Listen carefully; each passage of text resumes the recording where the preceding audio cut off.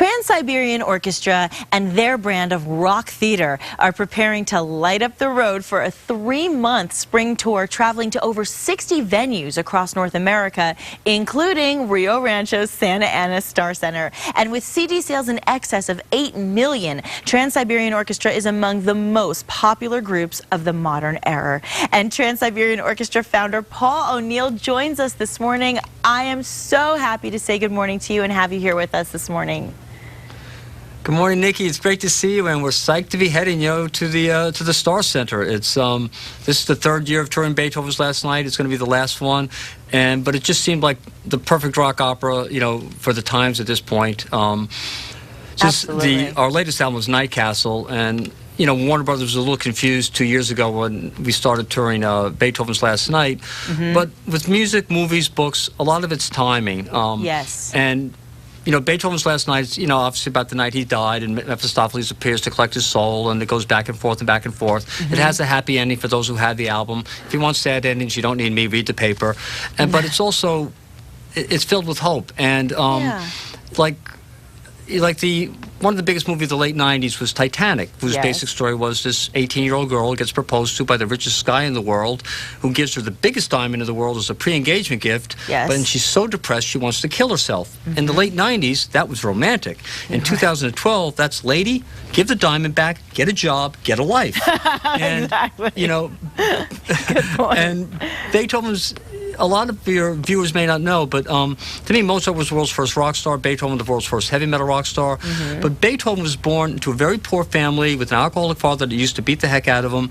But by his own determination and sheer willpower, made it to Vienna, and by the time he was 21, was recognized as the greatest piano player that had ever lived by the likes of Mozart. When Mozart tells you the world's greatest piano player, that cuts.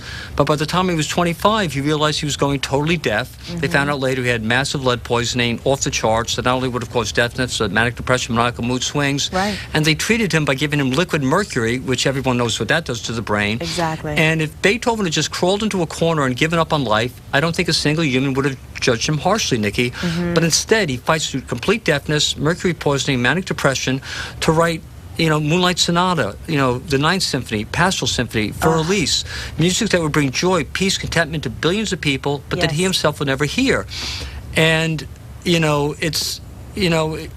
and also we keep our ticket prices between $25 to $60. Anything above that is service charges, shipping charges, handling charges. So anyone could afford to come to the show. The first half is a rock opera, a great story, and people need entertainment at any time. At times like this, I think they need entertainment that has hope. And if we do our job right, when you're in that building, you won't be able to worry about what's going on outside the arena, so you're no stress, your batteries get to recharge. It's an escape. And if we really do our job right, when you leave, you'll know that we're going to overcome these problems, and we're going to be back on track sooner rather than later. Well, Paul, what I love so much about what you do is that you're obviously entertaining everybody. You're bringing the music, which in itself is extravagant and exciting, but there's also the drama, there's the lights, there's the movement, and there's a story to be told, like you just said. So you're getting almost a history lesson in the process of being entertained, which I think is what makes this so spectacular for those who really don't know a lot about rock opera and rock theater. And so, I think it's just an exciting thing. And you've got your latest release, Night Castle, as well. So share with us one more time a little bit about that. Night Castle is again, we love it. They actually just re-released it on vinyl, of all things, and it's selling through the roof. And again, they're also re-releasing Beethoven's Last Night in a deluxe edition, which will be available in Walmarts for the first month, starting March 13th. 2 CDs, the missing 90 pages of poetry, but more importantly, it is now released as I always envisioned it.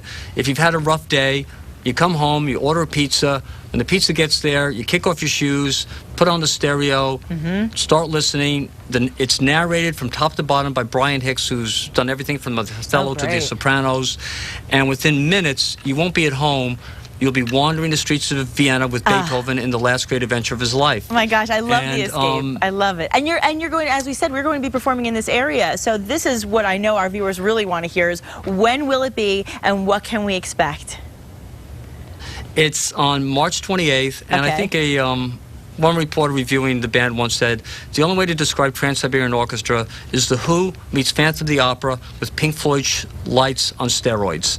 And I love that. If that doesn't get everybody excited, I don't know what will.